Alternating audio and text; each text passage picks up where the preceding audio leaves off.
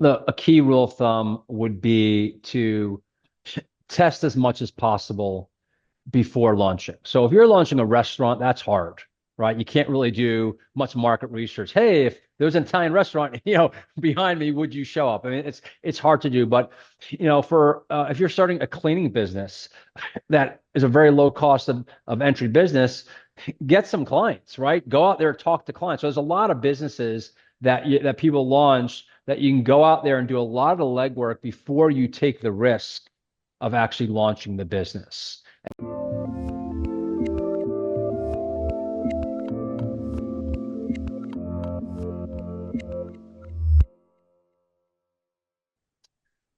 Hey everyone, this is Devin Miller here with another episode of The Inventive Journey. I'm your host, Devin Miller, the serial entrepreneur that's grown several startups into 7 and 8 figure businesses, as well as a founder and CEO of Miller IP Law, where he helps startups and small businesses with their patents and trademarks. You ever need help with yours, just go to strategymeeting.com, grab some time with us to chat, and we're always here to help. Now, today we've got another great guest on the podcast, Dave Lavinsky. And Dave started his journey, went to high school in Long Island, New York, wrestled in college, and then went off to college and got a business degree, and then went to New York and worked in about 5 years in market research, and then went back to UCLA around 97 to get an MBA. And then started a company in 99 writing business plans for entrepreneurs, and has been doing various endeavors to help a lot of companies and entrepreneurs and provide a variety of different services. So with that much as a quick introduction, welcome on the podcast, Dave. Thanks, Devin. Great to be here. Excited to have you on and excited to hear the journey. So I gave just a quick overview to a much longer journey. So why don't we rewind and unpack that a little bit and Sure. tell us a little bit about how your journey got started going to high school in New York? Well, going way back, my parent grew up in a place called Rockville Center, which is in Long Island. My parents both spent their entire careers with the New York City Board of Education. Nothing too fancy, but they did ingrain education as being really, really important to me. So, and my dad was a very good athlete as well. He was a college wrestler, and so did a lot of sports growing up.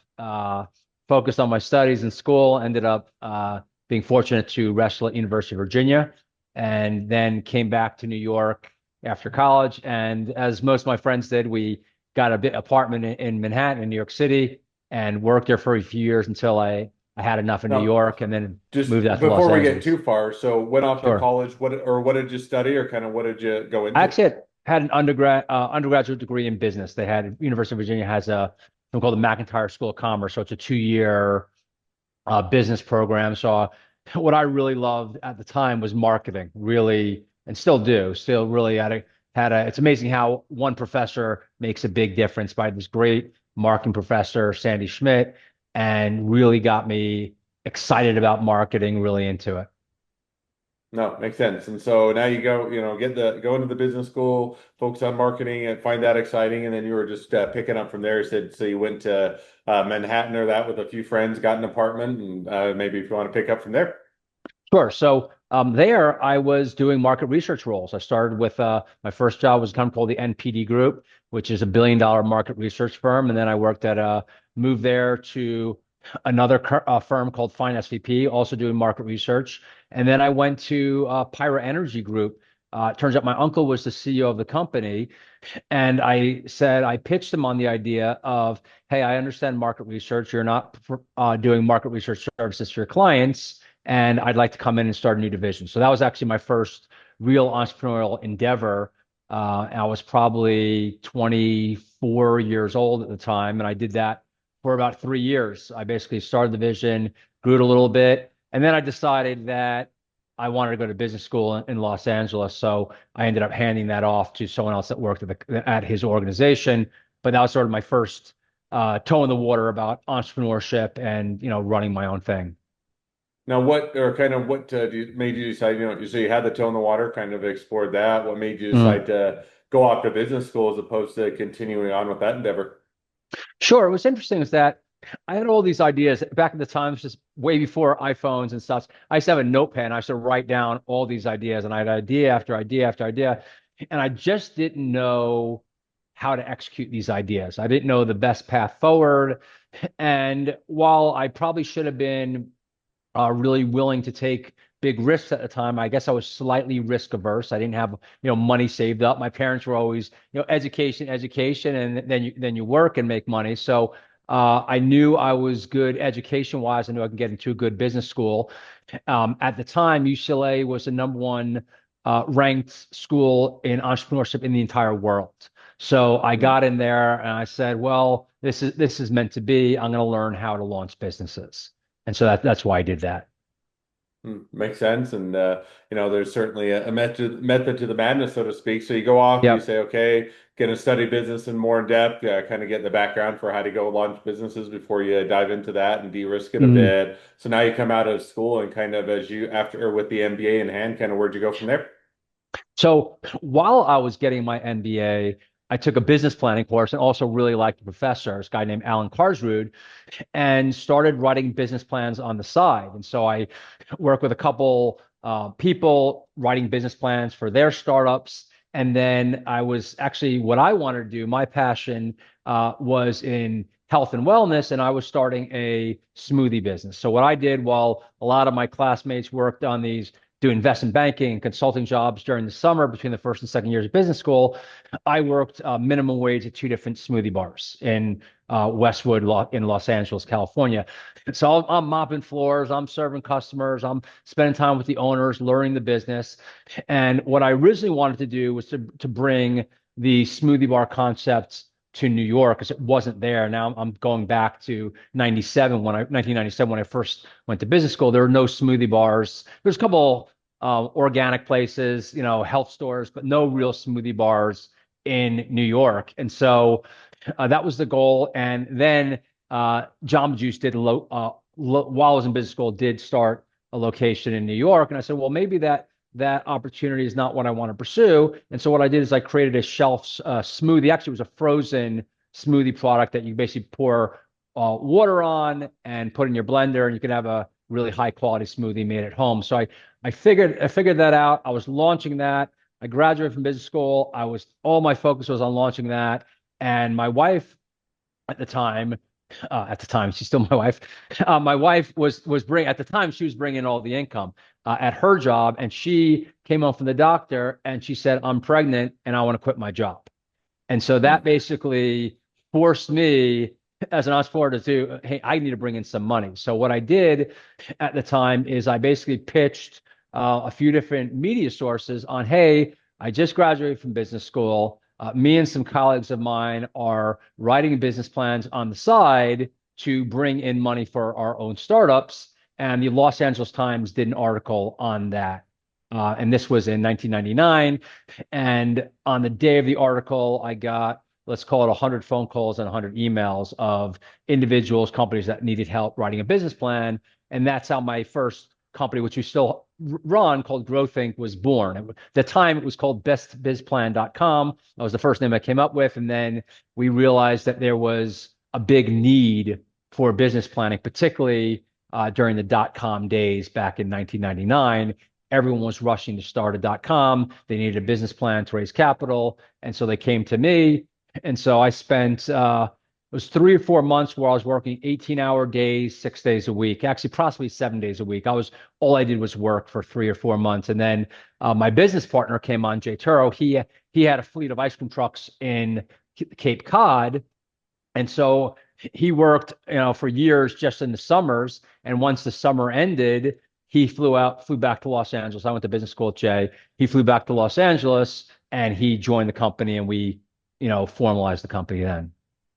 Hmm. Gotcha. No, it makes sense. So now you start out doing business plans as you're again, kind of the same mantra of de-risking things a bit and working Mm. the job and the hours as well. Now, kind of how did you? I guess a couple of questions. So that was 1999 you mentioned, and kind of at the height of the dot-com bubble before Mhm. it burst. Now, as the bubble did burst, was there still that ongoing demand? Were you able to continue to offer those services and continue to generate business, or is that something where you had to shift or otherwise go in different directions, or how'd that play out?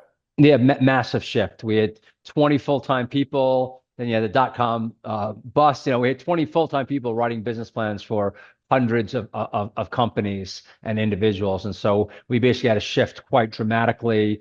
We had to, at the time, lay off a lot of the team. We were not venture funded. It was all, internally funded. And so we had to really shift a lot back then. We still focused on business planning, but what we also started doing is helping companies raise capital.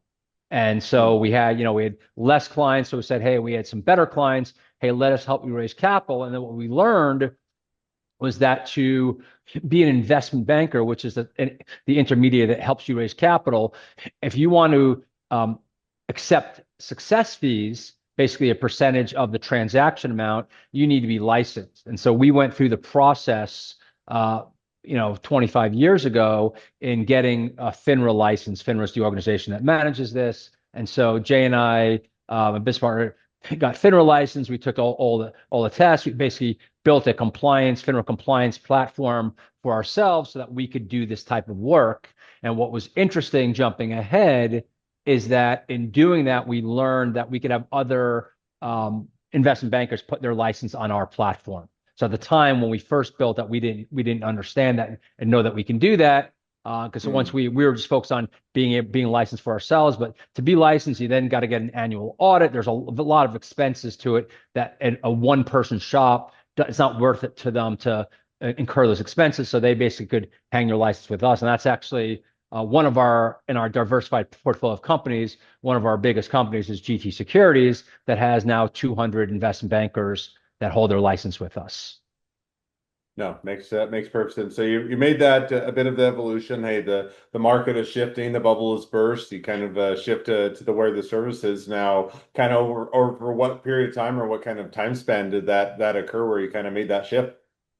Well, that shift has occurred over the last 20 plus years. And we started with just a few external bankers, and now we have 200. So that's been a steady growth over the years. My biggest personal shift when, after the dot-com boom and realizing that I had to let people go, these consultants go, was to focus on software, which is that there still was a need for business plan software. The need just wasn't, the huge increase in demand was a tech need. .com, and still there's always going to be a tech need, but in the United States and worldwide, tech is still a tiny fraction of startups. There are bakeries and juice bars and laundromats and goat farms, and the list goes on and on and on, daycare centers. And so I started working on creating business plan software, and we first came up with a business plan template that I sold for many, many years and still sell that template online. So I basically moved from a model of, hey, we're going to write your business plan, a done for you model, to a DIY, a do-it-yourself model, and here's the tools to create your business plan. And the biggest part of the tool was the financial model. It's not as difficult for someone to write their plan, but to create a financial model, 5-year financial forecast for the vast majority of people, even very successful business people, is sort of impossible unless you have that financial modeling expertise. Gotcha. No, that makes sense. And so sounds like as you kind of continue to evolve over the last 20 years, you've also expanded the services and shifted to where the demand is, and also making it scalable. So now walk us through. So 20 years, you mentioned a bit of the evolution, but 20 years is certainly a good period of time for it to stay in business and to continue to evolve and grow. So kind Sure. of walk us through a bit as to kind of over the last 20 years, is it been a company where it's stayed, small, it's going to be huge. You've gone through the ups and downs, or kind of walk us through that the last 20 years of the business and kind of how that's continued to evolve. Sure. Well, one of the things during that time, I was I was in Los Angeles for about 7 years, including business school and starting the business. And then, as I said, the business was conceived when my son was conceived, and we decided after my son was 4 and my daughter was 2 that we wanted to move back to New York. So we basically moved back to New York. We had an office there, had about 6 or 7 employees in New York, and then in 2015 we decided to, as a family, that we wanted to go somewhere for a year. And so we ended up going to Bend, Oregon for a year so that we can ski and have fun. And in doing so, we actually virtualized the business. We basically told all my employees in New York, hey, you're grown-ups. why don't you work from home? And then I came and I came to Bend and I worked from my home for a year. We ended up going back Hmm. to New York the following year because that was the original plan, and then said, hey, we like it in Bend, and we moved to Bend for good the following year. But um, big shift that we made as a company after we learned about, hey, I can work virtually and my employees can work virtually. We actually virtualized the company between 2015 and 2017, well before COVID. And that was just based on my personal desire and my family's desire to ski more, you know? So we were sort of forced to virtualize because of that. And so that's been a big shift in our company uh, over many years, is that we have people literally all over the world working out of WeWork offices, working out of home offices throughout Europe, throughout everywhere. We have people. And so that's been probably one of the biggest shifts in our company, is that the ability to get global talents is just a lot better when Hmm. there's no geographic restrictions anymore. So that has changed our company, changed the fabric of our company, and it also allows you, I think, to grow and scale a lot easier because the cost is less. Particularly if you have an employee in Croatia and they're working out of their apartment. Yes, you have the cost, but you don't have the office expenses. And some of our employees are W-2, some are 1099. It depends on what they're doing. But we also have a lot of 1099 employees. So what we do is a lot of times we'll bring do a project. We'll have one of our full-time people manage a project, then we'll bring in a lot of contractors. So we basically are fortunate in a professional services environment, not to have to really grow our headcount dramatically, rather grow more slowly. And when we get a project, bring on a bunch of contractors that we've worked with in the past to help satisfy demand. That's allowed us to scale without having that massive headcount, which got us into trouble back in 2000, got us in trouble again in 2008. So we've been through so many economic cycles. um, you'll learn a bit about, hey, what happens when you have your burn rate is just too high. Hmm.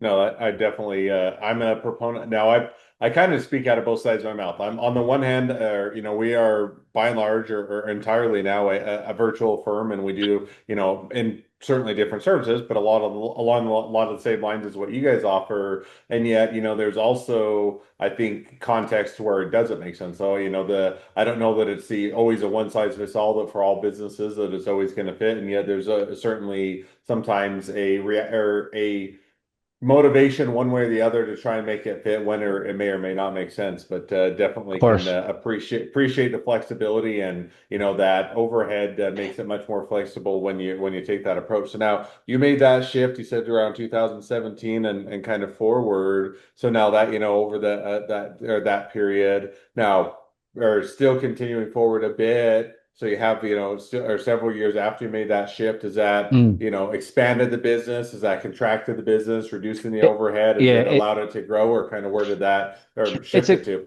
it's expanded us quite a bit, because I think we have more focus and we have so much flexibility that we basically figure out. And we also have now 5 different business units. And so we basically say, hey, this is working the best. And then we can actually put people from other businesses that aren't working as well into that business. And so now that we have a portfolio and we have a lot of flexibility and we have a lot of people. So we even though we have like 5 very different business units that do very different things, we have company calls every month, and we basically all have one big team. So we've got people working mostly in one of the silos, but when one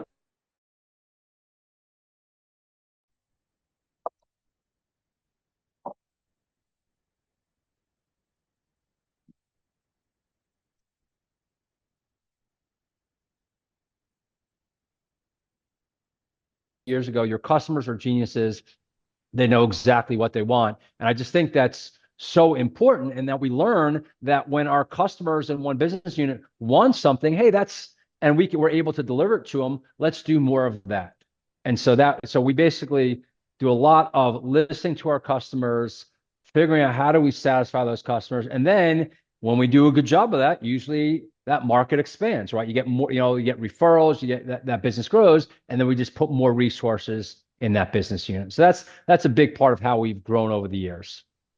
No, that's awesome, and sounds like it's been a great growth evolution for you. So now, if you were to kind of say that's what led, kind of to where things are at today, and now looking at kind of the next, 6 to 12 months, kind of where do you see things headed? Is that next evolution or that further direction for the business?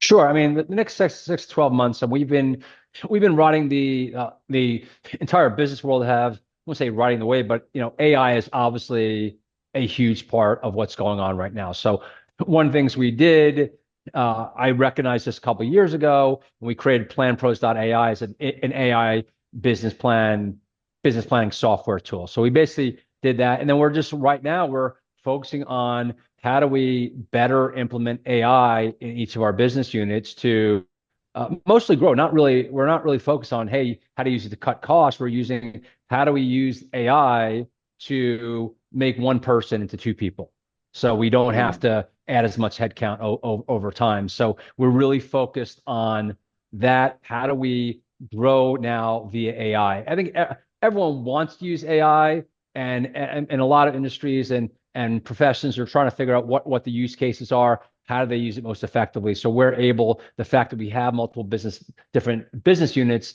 to figure out, how does it work here? We already figured it out in the business plan software side now, which is one of my divisions. And so now I'm working on how do we implement that in our other divisions.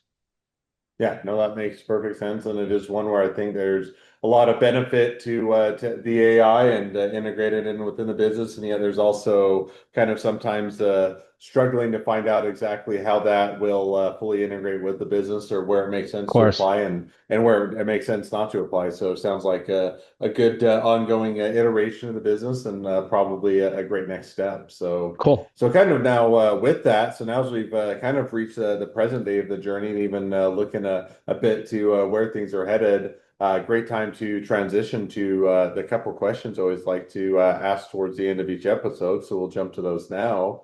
So that first question I'd like to ask is, along your journey, what was the worst business decision you ever made? What'd you learn from it? Sure. So the worst business decision was right before the dot-com busts. I said we had a lot of people at the time. We figured we were going to keep growing, and we got a very large office space, a way too big office space. And so the lesson there was, maintaining financial flexibility, particularly Mhm. when you are an early stage company, you don't have venture backing, and it's your money. I think the big lesson is you need to maintain financial flexibility because things don't always work out. Shifts happen. You have market corrections. You have things that are outside of your control, and so maintaining financial flexibility helps. Now, what we did is that we basically ended up subletting some of our space. So we knew a lot of people, and so we were able to come out of that alive. But without subletting, we would have been done. The company would have been done 20 years ago.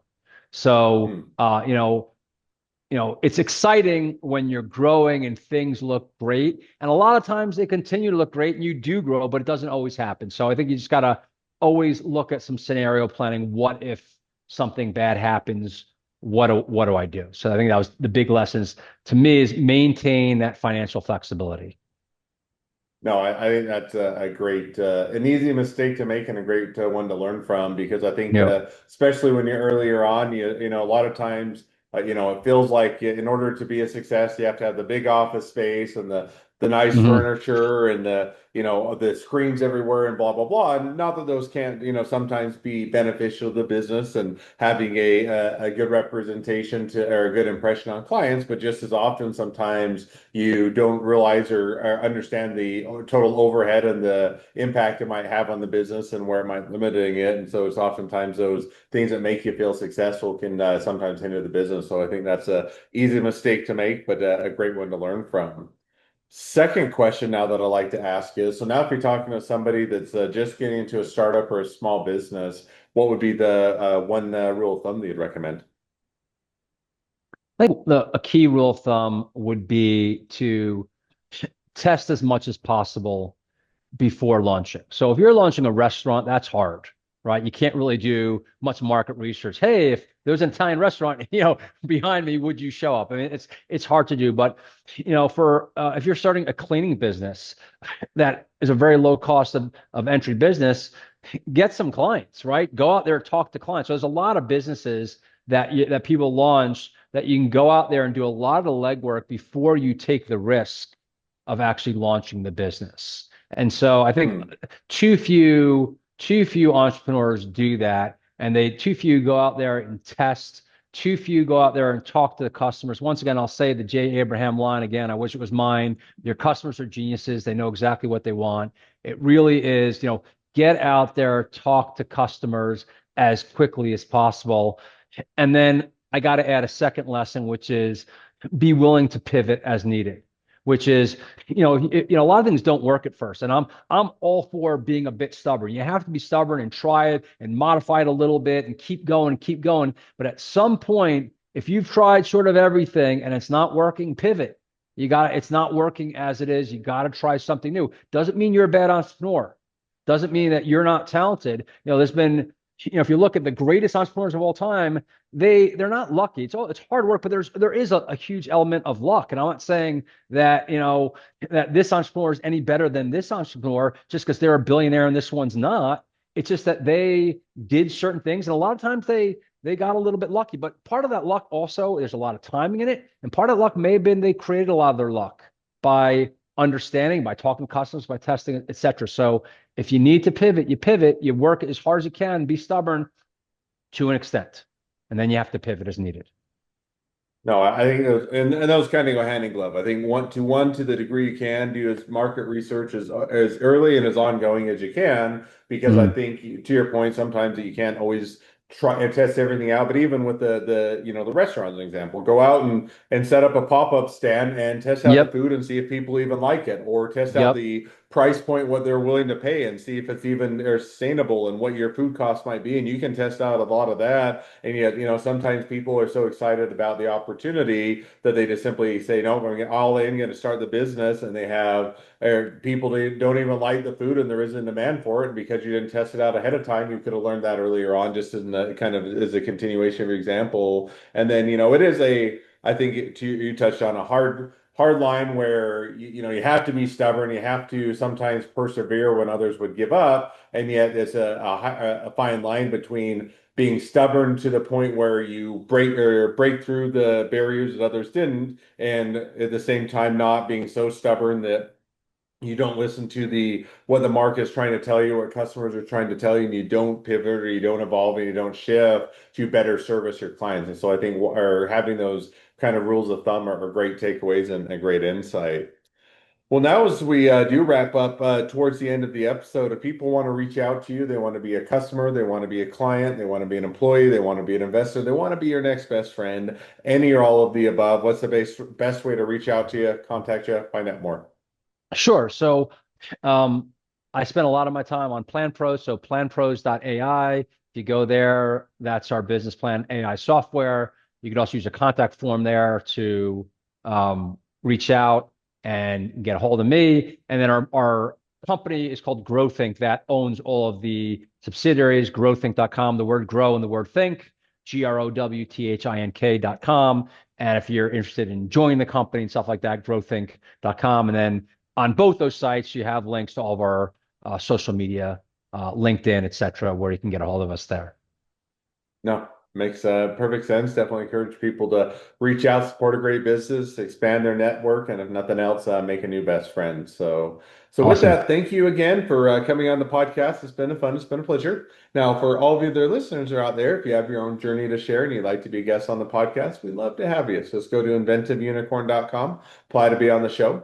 Couple more things as listeners, make sure to click share, subscribe, leave us a review, helps us to reach even more startups and small businesses to help them along their journey to success. Along that note, if along your journey you ever need help with patents or trademarks or anything else with your startup or small business, go to strategymeeting.com, grab some time to chat with us, and we're always here to help. Well, thank you again for coming on the podcast, and wish the next leg of your journey even better than the last. Awesome. Appreciate that. Thanks for having me, Devin.